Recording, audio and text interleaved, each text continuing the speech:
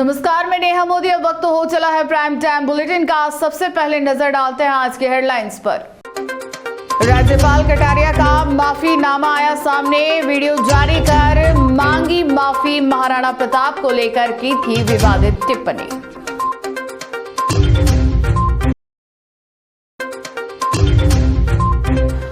दिशा की बैठक बनी सियासी अखाड़ा। सांसद रोत और रावत के बीच तीखी बहस। तू तड़ाक और मैदान में आने की दी चेतावनी।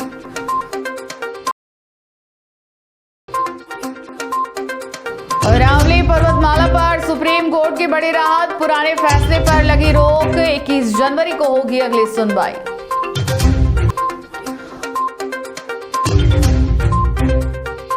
अब खबरें विस्तार से। एक बयान और पूरा मेवाड़ सुलग उठा। महाराणा प्रताप को लेकर राज्यपाल गुलाब चंद कटारिया की टिप्पणी ने ऐसा तूफान खड़ा किया कि विरोध सड़कों तक उतरने को तैयार हो गया। क्षत्रिय समाज और श्री राजपूत करनी सेना ने इसे स्वाभिमान पर चोट बताया और खुली माफी की मांग रख दी। बढ़ते दबाव के बीच अब राज्यपाल ने वीडियो जारी कर सफाई दी है। मामला एक सार्वजनिक कार्यक्रम से शुरू हुआ, जहां राज्यपाल गुलाब चंद कटारिया ने महाराणा प्रताप को लेकर ऐसा बयान दे दिया जिसने मेवाड़ की भावनाओं को झकझोर दिया। बयान सामने आते ही उदयपुर से लेकर पूरे मेवाड़ अंचल में विरोध के स्वर तेज हो गए। क्षत्रिय समाज और श्री राजपूत करनी सेना ने इसे वीर शिरोमणि महाराणा प्रताप के सम्मान के खिलाफ बताते हुए कड़ा ऐतराज जताया। विरोध यही नहीं रुका। आंदोलन, प्रदर्शन और बड़े घेराव की चेतावनियां दी जाने लगी। दबाव इतना बढ़ा कि सियासी हलकों में भी हलचल मच गई। आखिरकार राज्यपाल गुलाब चंद कटारिया को खुद सामने आकर सफाई देनी पड़ी। जारी किए गए वीडियो संदेश में कटारिया ने कहा कि उनका उद्देश्य कभी भी महाराणा प्रताप का अपमान करना या किसी समाज की भावनाओं को आहत करना नहीं था। उन्होंने नाराज लोगों से अपील की कि वे पूरे भाषण को संदर्भ के साथ सुने। कटारिया ने तर्क दिया कि उनका आशय केवल इतना था कि कांग्रेस शासन के दौरान महाराणा प्रताप की वीरता को वह पहचान नहीं मिल पाई जो बाद में बीजेपी सरकारों के समय मिली। हालांकि यह पहला मौका नहीं है जब कटारिया महाराणा प्रताप से जुड़े बयानों को लेकर विवादों में घिरे हो। आदरणीय बंधुओं,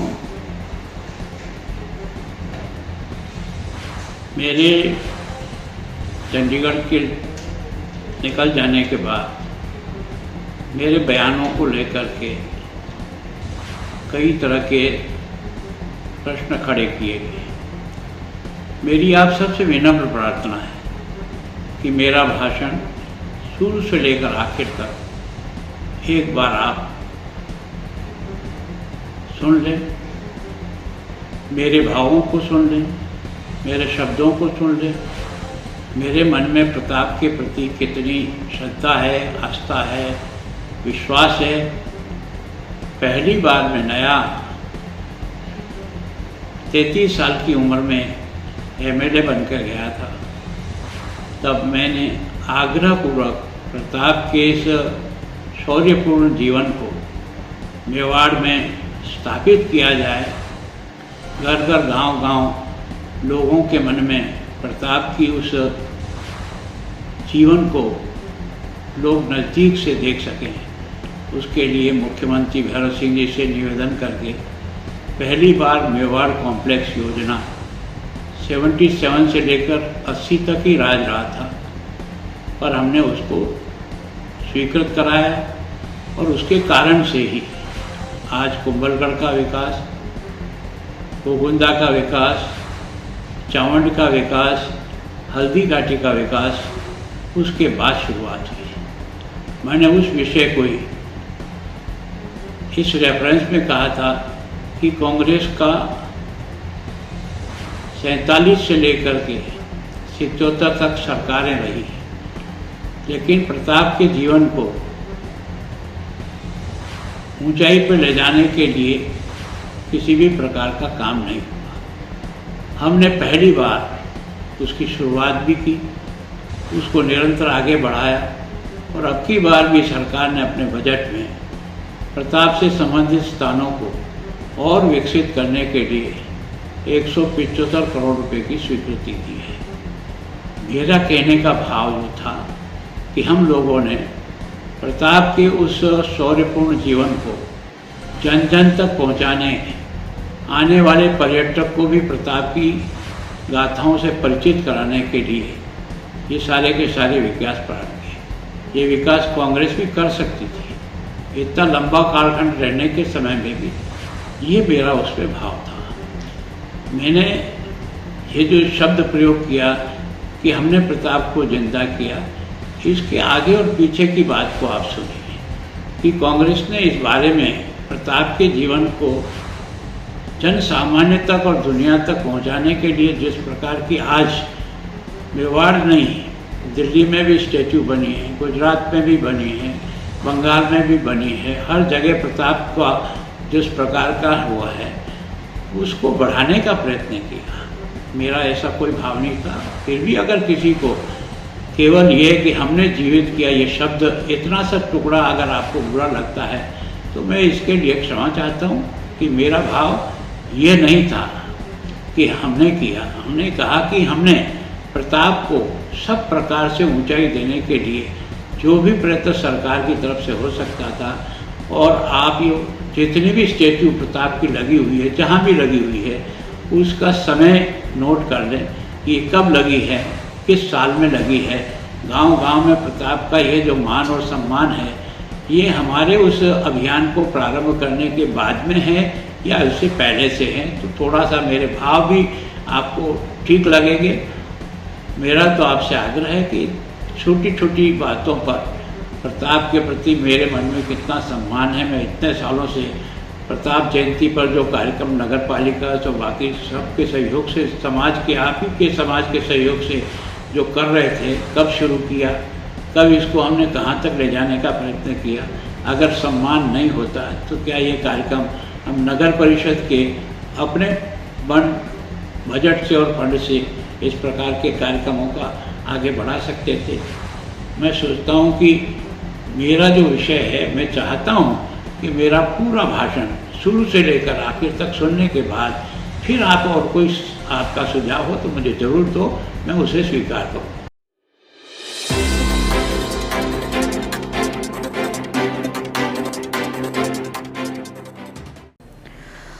आपने सियासत में आरोप प्रत्यारोप बहुत देखे होंगे, लेकिन जब सत्ता और विपक्ष के सांसद एक ही मंच पर आमने सामने आ जाए तो नजारा कुछ और ही होता है।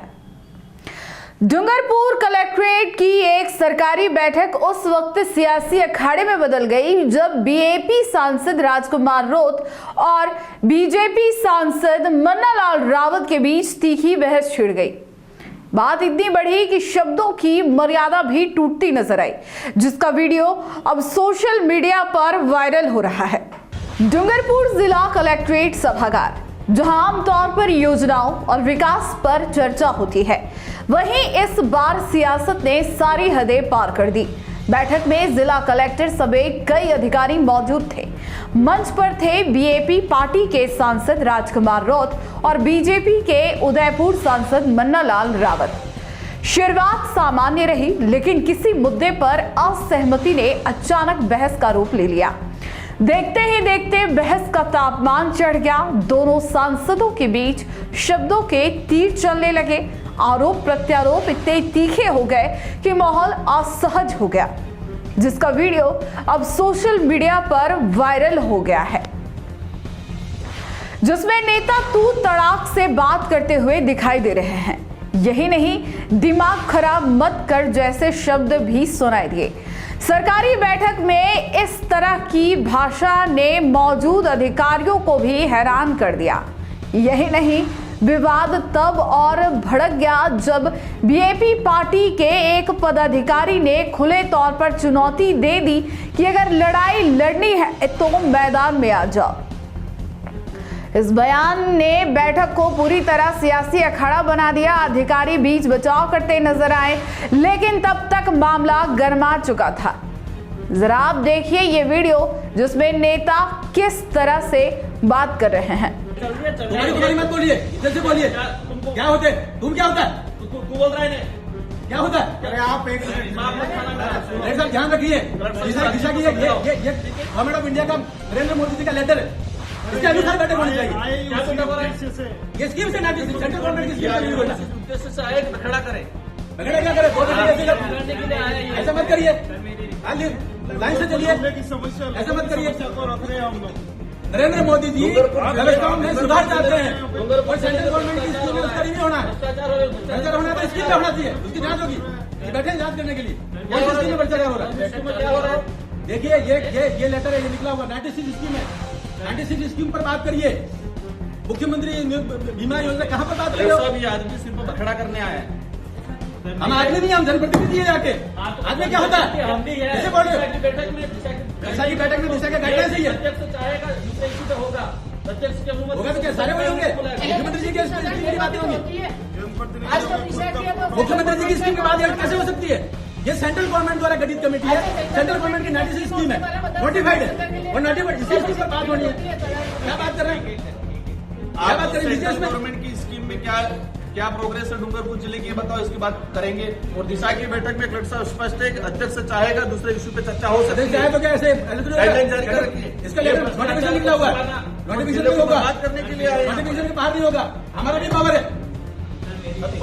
नरेंद्र मोदी जी ने जैसा आदेश जारी किया वैसा ही बैठक होनी चाहिए, होनी चाहिए। भ्रष्टाचार होगा तो उसमें जांच कराएंगे। देखिए जैसे में भ्रष्टाचार हुआ तो मंत्री जेल में गया, इसमें है वो तो घर जाएगा जेल। लेकिन स्कीम की जो नोटिफाइड है उसके अनुसार तो बात करेंगे। डिपार्टमेंट वाइज क्या डूंगरपुर जिले को बर्बाद करना? देखिए ऐसा है, डिपार्टमेंट वाइज जो है ना आप लोग बर्बाद कर रहे हो, बर्बाद मत करिए। फिर क्या कह रहे हो आप? जब ये सिर्फ नोटिफिकेशन निकला हुआ है तो वैसे ही बैठक होगी, हर चीज को रिव्यू कर रहे हो। तो डिपार्टमेंट का प्रतिनिधित्व आप खुद कर लो। कौन सा डिपार्टमेंट को हम रिप्रेजेंट करते हैं उदयपुर लोकसभा क्षेत्र को। डिपार्टमेंट का प्रतिनिधित्व कर लो। जैसा भारत सरकार का नोटिफिकेशन है उन बिंदुओं पर चर्चा होनी चाहिए। आप बता देना, उन बिंदुओं पर चर्चा होनी चाहिए। हाँ उसी पर लीजिए, हमारे बिंदु भी रखेंगे हम। भैया ऐसा है, भारत सरकार का आगे जारी किया हुआ नरेंद्र मोदी की योजना है, 96 योजना है। 96 योजना को रिव्यू करिए। अभी ऐसे में दूसरी बातें करके महत्वपूर्ण बिंदु को कैसे छोड़ सकते हैं? डूंगरपुर को भी विकसित भारत का हिस्सा बनाना है। डूंगरपुर भी विकसित भारत का हिस्सा बनाना है और इसमें जो भी भ्रष्टाचार हुआ वो भी चल जाएंगे, लेकिन गाइडलाइंस के अनुसार चल जाएंगे। ये गाइडलाइंस आप गाइडलाइंस जानते हो? सेंट्रल गवर्नमेंट अब आप बाबा साहब अम्बेडकर के संविधान को नहीं मानते हो? फिर क्या हुआ? गाइडलाइंस ये भारत सरकार की गाइडलाइंस है। क्या भारत सरकार की गाइडलाइंस है? दिशा की बैठक कहाँ है? दिशा की बैठक होनी तो बिंदु भी वही आएंगे, बिंदु भी वही आएंगे। क्या तो बिंदु आ रहे हैं? कौन से आए? बैठने में क्या दिक्कत हो रही है? सुनो, बैठे नहीं, 2 दिन तक बैठूंगा, लेकिन उन्हीं बिंदु पर चर्चा होगी जो इस नोटिफिकेशन में लिखा हुआ है। इस नोटिफिकेशन में कलेक्टर बताओ, जो नोटिफिकेशन लिखा हुआ उस पर चर्चा करिए। अध्यक्ष की अनुमति से अन्य विषय पे सदस्य अन्य बिंदु जब बिंदु सारे हो जाएंगे उसके बाद अन्य बिंदु आएंगे। अन्य बिंदु शुरू में नहीं आएंगे, बाद में आएंगे, बाद में आएंगे अन्य बिंदु। अन्य सभी पे चर्चा 96 बिंदु पर चर्चा कर लो, तो बताओ उसके बाद अन्य बिंदु आएंगे। क्या स्थिति है आप वहीं से और फिर बताएंगे हम आगे क्या करना है। और सबको नोटिफिकेशन दीजिए, इस स्कीम से बाहर बात न करें और मिनट्स भी वैसे करना चाहिए। उसके बाहर बात कर रहे हो, जनरल नेतागिरी कर रहे हो, ये है ये नोटिफिकेशन उसी में होगा। चाहते हो बर्बाद करना चाह रहे इस बैठक को? क्या दिशा की बैठक को बर्बाद? देखा दिशा की बैठक का नोटिफिकेशन ये, इस पर बात करेंगे। वो सेक्रेटरी बैठे, इनका जिनकी जिम्मेदारी है इन बिंदु पर बात करें। तुम बताओ कि क्या चलेगा? तुम क्या होता है? कैसे बात कर रहे हो? दिमाग मत खाना, कैसे बात कर रहे हो? तुम क्या होता है? आज बखड़ा करने कैसे होता है? बखड़ा करने आए आप? तुम क्या होता है? हम उदयपुर को रिप्रेजेंट करते हैं, तुम क्या होता है? तुमको क्या होता है? मैं आप करके बात कर रहा हूँ। जब गवर्नमेंट का ऑर्डर है तो गवर्नमेंट के ऑर्डर से बैठक होगी। आप चलने दो, क्या चलने दो? जो बिंदु है उस बिंदु पर चर्चा करिए, योजनाओं के बारे में बात चर्चा करिए। और वैसे मिनट में नहीं चाहिए, का विषय नहीं है। हमारे हम गाइडलाइंस के लिए, संविधान के लिए हम बोलेंगे, क्यों नहीं बोलेंगे? लड़ाई करनी हो तो बाहर आ जाना, बाहर क्या जाना? यहाँ पे मत करना। ऐसा नहीं, देखिए मैदान में आओ खुल के। देखिए, ऐसे धमकी देने से काम नहीं चलता। तो भारत सरकार ने ऑर्डर जारी किया, धमकी कैसे दे रहे हो? कैसे धमकी दे रहे हो? धमकी आप दे रहे हो, हम नहीं दे रहे। ये बाबा साहब अम्बेडकर के संविधान के अंतर्गत ऑर्डर जारी किया, धमकी कैसे दे सकता है? बाहर आ जाओ। मेरे साहब क्या व्यवस्था है ये? नहीं, कौन धमकी दे रहे हैं? कौन धमकी दे रहे हैं? आपको काम बह रहा है क्या? आपको ध्यान दे रहा है धमकी कौन दे रहा है? राजनीति करनी है तो बाहर जाओ। राजनीति का विषय नहीं है, हम सरकार की बात कर रहे हैं। ये ऑर्डर है, इस ऑर्डर के अनुसार ही चर्चा होनी चाहिए। ये मैं कह रहा हूँ इस टेबल से, ये ऑर्डर जारी किया हुआ है, भारत सरकार का ऑर्डर है। भारत सरकार की योजनाएं बताओ सभी अधिकारी हम लोगों को डूंगरपुर जिले की चिंता है, ठीक है? दिशा देखिए, हमें एक एक की चिंता है, हमें एक एक की चिंता है। जो लोग भटक रहे हैं उनकी भी हमें चिंता है, और डूंगरपुर का विकसित भारत का हिस्सा बनाना है। केवल ऐसा नहीं, खाली ऐसे एक बात से बात नहीं करनी, जो गाइडलाइंस है वैसी चर्चा होनी चाहिए। आने के लिए ये सारा ड्रामा हो रहा है। जो भारत सरकार द्वारा गाइडलाइन जारी है वैसी ही मीटिंग होनी चाहिए। और जिस प्रकार से लोग तू करके बात करते हैं, तो ये डूंगरपुर का क्या हाल हो रखा है? किससे बात कर रहे हैं? और धमकी दे रहे हैं, हमें धमकी दे रहे हैं। महाराज ऐसे धमकी दे रहे हैं, सब क्या हो रहा है ये? आपको भाषण देना है तो बाहर भाषण नहीं देना, आप कह रहा हूँ मैं। अरे मुझे चुप छोड़ो। अरे क्या क्या बना दिया डूंगरपुर को? छोड़ो इस बात और किसने बनाया डूंगरपुर को ऐसा धमकी देने वाला? यहाँ आतंक मचाने आगे हो जाए। छोड़ो इस बात को। अपने हम जब सही बात कह रहे हैं तो उसको आतंक कहेंगे, जो बोल और रहे हमको तू कहेंगे, अपन तो कुछ नहीं बोल रहे हैं। हमको तू कहेंगे, और बाहर निकल के धमकी देंगे। ये कौन सी विचारधारा है? कहाँ से लाया ये झारखंड से, छत्तीसगढ़ से कहाँ से विचार लाया ये? उद्देश्य आज बखड़ा करना है, इस बैठक को बर्बाद करना है। ये बाबा साहब अम्बेडकर के संविधान के अनुसार जो सरकार बनी हुई है और सरकार का आदेश है, वैसी ही बैठक होनी चाहिए हर एक बिंदु पर। 96 बिंदु है, सभी साथी उसके बाहर क्यों होना चाहिए? एक बार इनका भाषण सुन लेते सभी। अरावली पर्वतमाला को लेकर जारी कानूनी और पर्यावरणीय विवाद में सुप्रीम कोर्ट से बड़ी खबर सामने आई है। शीर्ष अदालत ने सोमवार को अपने ही 20 नवंबर के आदेश पर रोक लगा दी है। इस आदेश में केंद्रीय पर्यावरण मंत्रालय की विशेषज्ञ समिति के सिफारिशों को स्वीकार किया गया था, जिसे लेकर पर्यावरणविदों ने कड़ा विरोध जताया था। अब सुप्रीम कोर्ट के इस फैसले से अरावली संरक्षण को लेकर नई उम्मीद जागी है। अरावली पर्वतमाला विवाद में सुप्रीम कोर्ट ने 20 नवंबर 2025 के अपने पूर्व आदेश को फिलहाल स्थगित कर दिया है। उस आदेश में केंद्रीय पर्यावरण, वन एवं जलवायु परिवर्तन मंत्रालय की विशेषज्ञ समिति की सिफारिशों को स्वीकार किया गया था। इन सिफारिशों में अरावली पर्वतमाला की परिभाषा को केवल जमीन से 100 मीटर या उससे अधिक ऊंचाई वाली पहाड़ियों तक सीमित करने का प्रस्ताव शामिल था। पर्यावरण संगठनों और सामाजिक कार्यकर्ताओं का कहना था कि इस परिभाषा से अरावली का बड़ा हिस्सा संरक्षण से बाहर हो जाता, जिससे अवैध और नियंत्रित खनन को बढ़ावा मिल सकता था। अरावली को देश की प्राचीनतम पर्वत श्रृंखला बताते हुए इसे जल स्रोतों, जलवायु संतुलन और जैव विविधता के लिए अत्यंत आवश्यक माना गया है। मुख्य न्यायाधीश सूर्यकांत की अध्यक्षता वाली पीठ ने समिति की सिफारिशों और उन पर की गई पूर्व न्यायिक टिप्पणियों को फिलहाल प्रभावी न रखने का निर्देश दिया है। कोर्ट ने स्पष्ट किया कि मामले में व्यापक विचार की आवश्यकता है और पर्यावरणीय प्रभावों को नजरअंदाज नहीं किया जा सकता। सुप्रीम कोर्ट ने इस मामले की अगली सुनवाई 21 जनवरी 2026 को तय की है। संभावना जताई जा रही है कि अगली सुनवाई में नई विशेषज्ञ समिति के गठन या अरावली संरक्षण को लेकर अधिक व्यापक दिशा निर्देश पर निर्णय लिया जा सकता है। कोर्ट का यह कदम पर्यावरण संरक्षण की दिशा में अहम माना जा रहा है।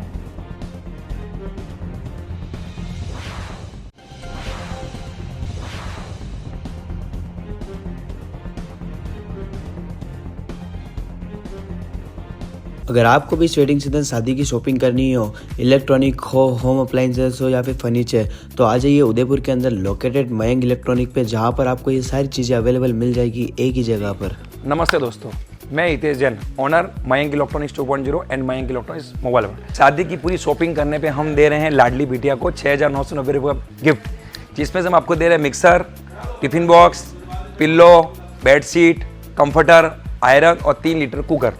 इतना प्राइस आपको कोई नहीं देगा पूरे उदयपुर में। तो आज ही आइए, आपकी शादी का सामान सारा बुक कराइए। Mayank electronics 2.0 sector 14 100 feet road. धन्यवाद।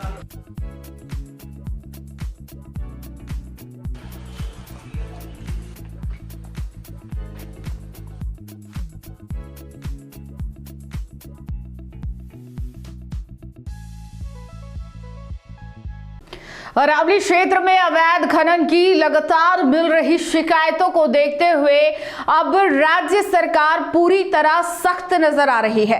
मुख्यमंत्री भजनलाल शर्मा के निर्देश पर उदयपुर सहित अरावली विस्तार वाले सभी जिलों में 29 दिसंबर से 15 जनवरी तक विशेष अभियान चलाया जाएगा। इस दौरान प्रशासनिक और पुलिस महकमे की संयुक्त टीमें अवैध खनन पर कड़ी नजर रखेगी। अरावली पर्वत श्रृंखला में हो रहे अवैध खनन को रोकने के लिए राज्य सरकार ने विशेष और सख्त अभियान की शुरुआत की है। मुख्यमंत्री भजनलाल शर्मा के निर्देशानुसार उदयपुर सहित अरावली विस्तार वाले सभी जिलों में 29 दिसंबर से 15 जनवरी तक अवैध खनन के खिलाफ व्यापक मुहिम चलाई जाएगी। इस अभियान के तहत अवैध खनन, अवैध परिवहन और अवैध भंडारण पर सीधी कार्रवाई की जाएगी। जिला स्तर पर जिला कलेक्टर की अगुवाई में खनन विभाग, राजस्व विभाग, वन विभाग, परिवहन विभाग और पुलिस विभाग की संयुक्त टीमें गठित की गई है।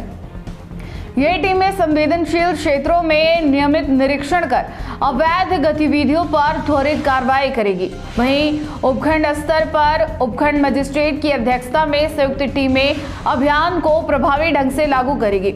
अभियान के दौरान तकनीक का भी विशेष उपयोग किया जाएगा। ड्रोन सर्वे के माध्यम से दुर्गम और पहाड़ी इलाकों में निगरानी रखी जाएगी ताकि अवैध खनन करने वालों पर किसी भी स्तर पर कार्रवाई से बचने का मौका ना मिले।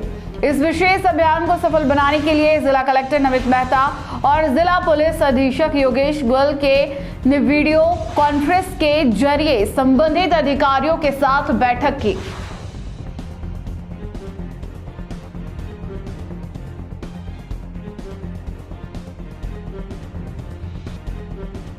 अगर आपको भी इस वेडिंग सीजन शादी की शॉपिंग करनी हो, इलेक्ट्रॉनिक हो, होम अप्लाइंसेस हो या फिर फर्नीचर, तो आ जाइए उदयपुर के अंदर लोकेटेड मयंक इलेक्ट्रॉनिक पे, जहां पर आपको ये सारी चीज़ें अवेलेबल मिल जाएगी एक ही जगह पर।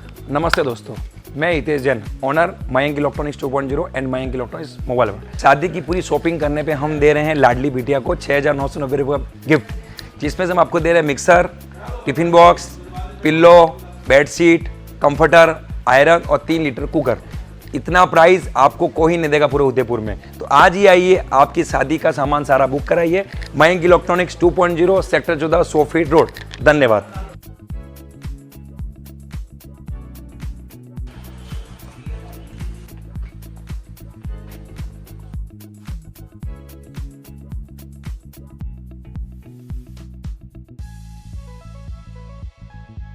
उदयपुर जिले के देवारी क्षेत्र से युवाओं की एक सकारात्मक और जोशीली पहल सामने आई है। वैष्णव वैरागी समाज के युवाओं ने खेलों को बढ़ावा देने और आपसी एकता मजबूत करने के लिए नए साल में 3 दिवसीय खेल प्रतियोगिता आयोजित करने का फैसला किया है। लंबे समय से जिले में खेल आयोजन नहीं होने से नाराज युवाओं ने अब खुद मोर्चा संभाल लिया है। देवारी से काया 6 लेन क्षेत्र जल्द ही खेल मैदान में तब्दील होने वाला है। देवारी स्थित हनुमान मंदिर प्रांगण में रविवार को वैष्णव वैरागी समाज के युवाओं की अहम बैठक आयोजित हुई। बैठक में आसपास के कई गांवों से बड़ी संख्या में युवा शामिल हुए। चर्चा का मुख्य मुद्दा रहा उदयपुर जिले में बीते कई वर्षों से किसी बड़े खेल आयोजन का न होना। युवाओं ने एक सुर में कहा कि खेल न केवल शारीरिक विकास का माध्यम है, बल्कि समाज को जोड़ने और नई पीढ़ी को सकारात्मक दिशा देने का भी जरिया है। बैठक के बाद सर्वसम्मति से निर्णय लिया गया कि वर्ष 2026 की शुरुआत खेल गतिविधियों के साथ की जाएगी। इसी कड़ी में 16, 17 और 18 जनवरी को 3 दिवसीय खेल प्रतियोगिता आयोजित की जाएगी। प्रतियोगिता में क्रिकेट और रस्साकसी जैसे लोकप्रिय खेल शामिल किए गए हैं। आयोजन स्थल के रूप में देबारी से काया 6 लेन 76 रोड कानपुर खेड़ा स्थित खेल मैदान का चयन किया गया ताकि आसपास के गांव के खिलाड़ियों को पहुंचने में सुविधा रहे। खास बात यह है कि प्रतियोगिता में केवल गांव स्तर की टीमें ही भाग लेंगी, यानी हर गांव अपनी अलग टीम उतारेगा, जिससे आपसी प्रतिस्पर्धा के साथ साथ गांव की पहचान भी मजबूत होगी। युवाओं ने समाज के सभी बंधुओं से अपील की है कि वे इस आयोजन में बढ़ चढ़कर भाग लें और समाज को आगे बढ़ाने में सहयोग करें।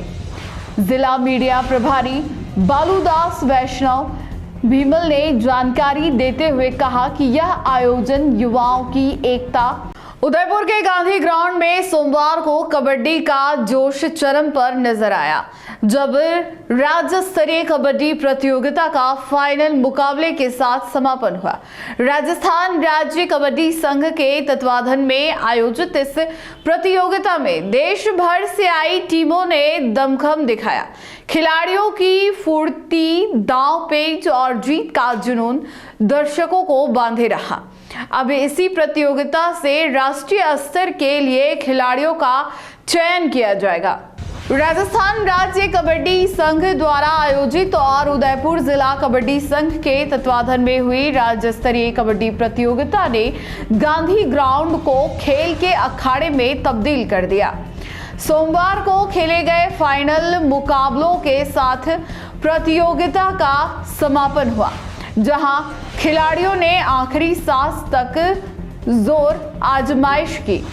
इस प्रतिष्ठित प्रतियोगिता में 34 पुरुष और 30 महिला टीमों ने हिस्सा लिया, जिससे आयोजन का स्तर और प्रतिस्पर्धा दोनों ही बेहद ऊंचे नजर आए। मैचों के दौरान रेडर की फुर्ती, डिफेंडरों की चेन और दर्शकों की तालियों की गूंज ने माहौल को रोमांचक बना दिया। आयोजकों के मुताबिक इस प्रतियोगिता के प्रदर्शन के आधार पर खिलाड़ियों का चयन राष्ट्रीय स्तर की प्रतियोगिताओं के लिए किया जाएगा, जिससे कई उभरते खिलाड़ियों के सपनों को नई उड़ान मिलने वाली है। समापन समारोह में सांसद मन्नालाल रावत और विधायक ताराचंद जैन की मौजूदगी ने आयोजन की गरिमा बढ़ाई। इस मौके पर आयोजकों ने जिला कलेक्टर नमित मेहता के समक्ष एक अहम मांग भी रखी। आयोजकों ने गांधी ग्राउंड में आवासीय छात्रावास के निर्माण की आवश्यकता बताते हुए कहा कि इससे बाहर से आने वाले खिलाड़ियों को ठहरने में सुविधा मिलेगी और उदयपुर खेलों का बड़ा केंद्र बन सकेगा। राजस्थान राज्य कबड्डी संघ द्वारा आयोजित उदयपुर जिला कबड्डी संघ के तत्वाधान में राज्य स्तरीय कबड्डी प्रतियोगिता का आज 26 तारीख से जो प्रारंभ हुई, आज 29 तारीख को इसका समापन फाइनल मैच के साथ अभी होने जा रहा है। राजस्थान की 34 पुरुष की टीम और 30 महिलाओं की टीम ने इसमें जब भाग लिया तो इसमें अनेक राष्ट्रीय और प्रो कबड्डी जो एक आज की पहचान बन चुका, उसके इसमें राष्ट्रीय अंतर्राष्ट्रीय खिलाड़ी भी थे। सबने बहुत श्रेष्ठ प्रदर्शन किया, बहुत सौहार्दपूर्ण वातावरण के साथ इस खेल को उन्होंने आगे बढ़ाया। यहाँ से आज हमारे राष्ट्रीय अध्यक्ष तेजस्वी गहलोत साहब भी पधारे हैं।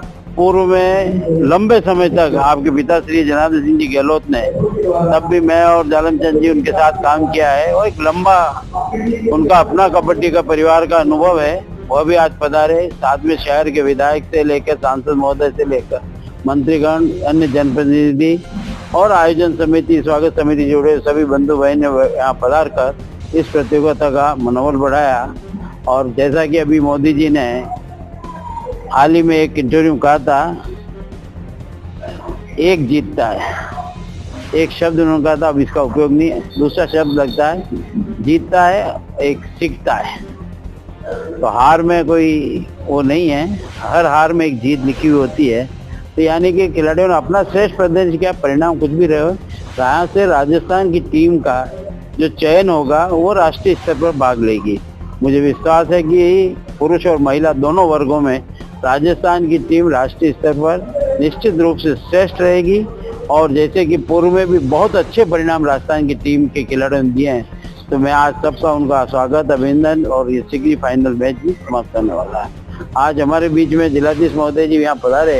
अभी हमने उनको इस मैदान जो बहुत लंबे समय से यहाँ प्रतियोगिता कराते हैं हम लोग, पर कुछ हमने यहाँ की आवास संबंधित व्यवस्थाओं का ध्यान आकर्षित किया है।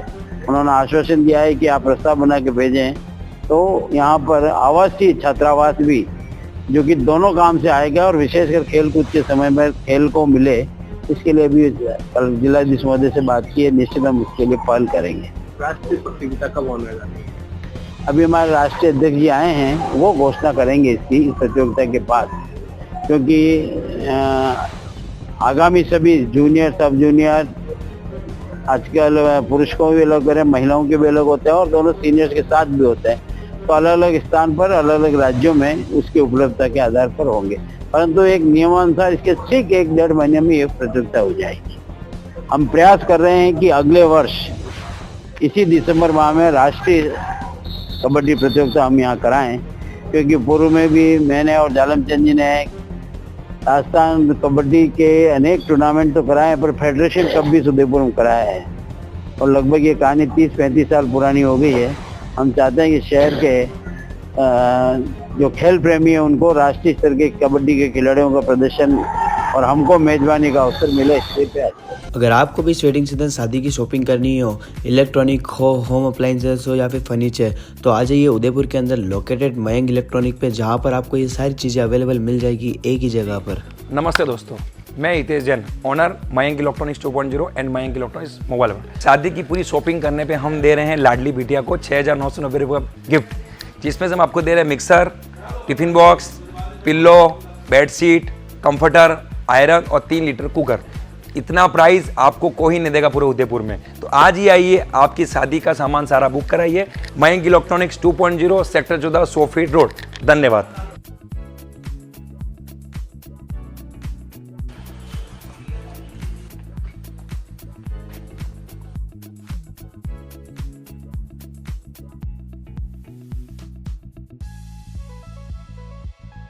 राजस्थान की पूर्व मुख्यमंत्री वसुंधरा राजे निजी दौरे पर मेवाड़ के प्रमुख शक्तिपीठ जोगणिया माता जी मंदिर पहुंची। यहां उन्होंने विधिवत पूजा अर्चना कर माता जी के दर्शन किए और चुनरी अर्पित की। मंदिर परिसर में उनके आगमन को लेकर श्रद्धालुओं में भी खासा उत्साह देखने को मिला। पूर्व मुख्यमंत्री वसुंधरा राजे निजी कार्यक्रम के तहत मेवाड़ के प्रसिद्ध शक्तिपीठ जोगणिया माता जी मंदिर पहुंची। मंदिर पहुंचने पर उन्होंने पूरे विधि विधान से माता जी के पूजा अर्चना की और श्रद्धा के साथ चुनरी भेंट की। इसके बाद उन्होंने मंदिर परिक्रमा मार्ग में स्थित 64 योगिनियों के दर्शन किए। अपने दौरे के दौरान वसुंधरा राजे ने मंदिर परिसर में स्थित भैरवनाथ मंदिर और शिव मंदिर में भी दर्शन कर आशीर्वाद लिया। इस अवसर पर मंदिर का वातावरण भक्तिमय नजर आया और श्रद्धालुओं में भी पूर्व मुख्यमंत्री के दर्शन किए। जोगणिया माता जी शक्तिपीठ के अध्यक्ष सत्यनारायण जोशी ने वसुंधरा राजे को मंदिर के ऐतिहासिक महत्व और परंपराओं की जानकारी दी। संस्थान की ओर से अध्यक्ष सत्यनारायण जोशी ने राज्य का पारंपरिक तरीके से स्वागत करते हुए उन्हें ओढ़नी ओढ़ाई और स्मृति चिन्ह के रूप में माता जी की तस्वीर भेंट की। पूर्व मुख्यमंत्री का यह दौरा पूरी तरह निजी रहा, लेकिन उनके आगमन से मंदिर परिसर में विशेष चहल पहल देखने को मिली। श्रद्धालुओं ने भी उनके आगमन को सौभाग्यपूर्ण बताते हुए आस्था प्रकट की।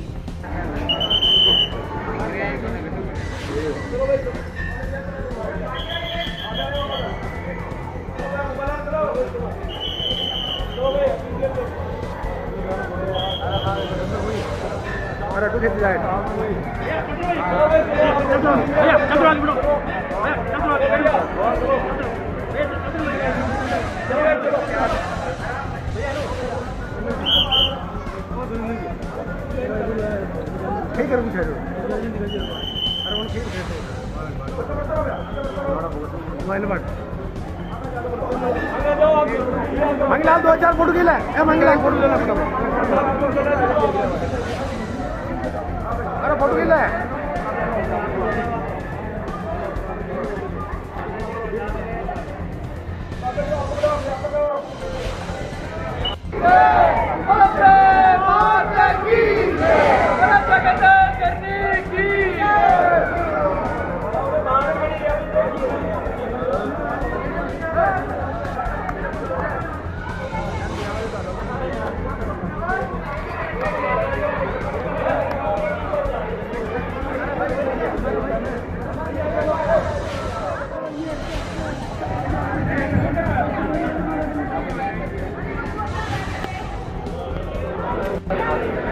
5 मिनट के लिए फ्री होना, वसुंधरा मैडम आपसे कॉल पे बात करेगी।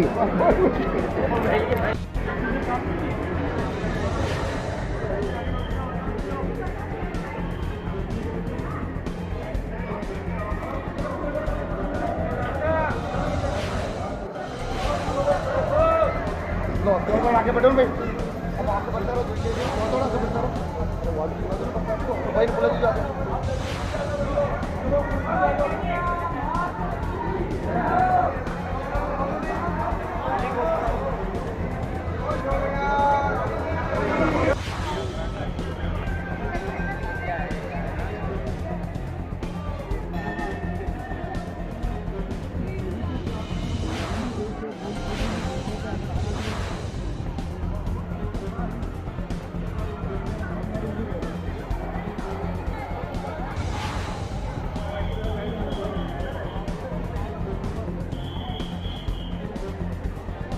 भाई पीछे जो मैम नमस्कार।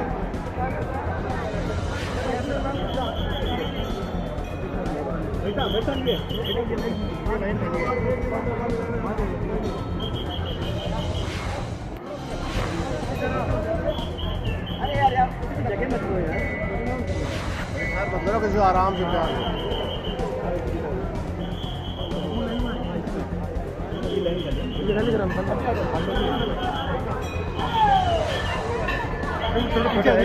एक थोड़ा सा पीछे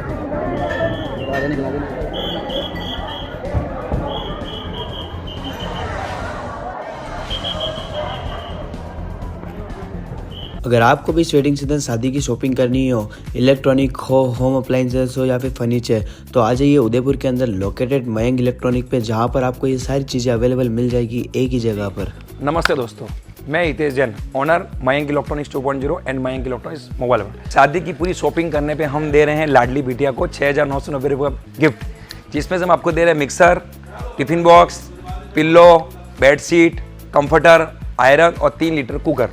इतना प्राइस आपको कोई नहीं देगा पूरे उदयपुर में। तो आज ही आइए, आपकी शादी का सामान सारा बुक कराइए। Mayank electronics 2.0 sector 14 100 feet road. धन्यवाद।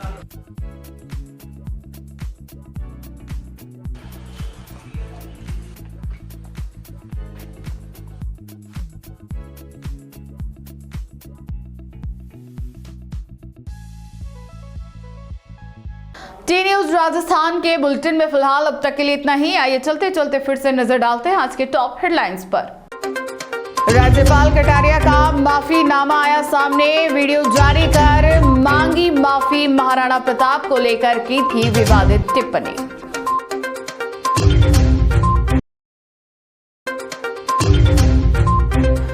दिशा की बैठक बनी सियासी अखाड़ा, सांसद रोत और रावत के बीच तीखी बहस, तू तड़ाक और मैदान में आने की दी चेतावनी।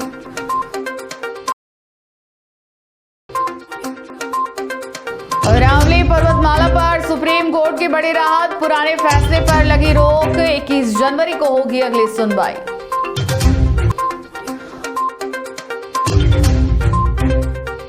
आज के बुलेटिन में इतना ही। अब दीजिए इजाजत नेहा मोदी को। ऐसी तमाम बड़ी खबरें देखने के लिए बने रहिए टी न्यूज राजस्थान के साथ। नमस्कार।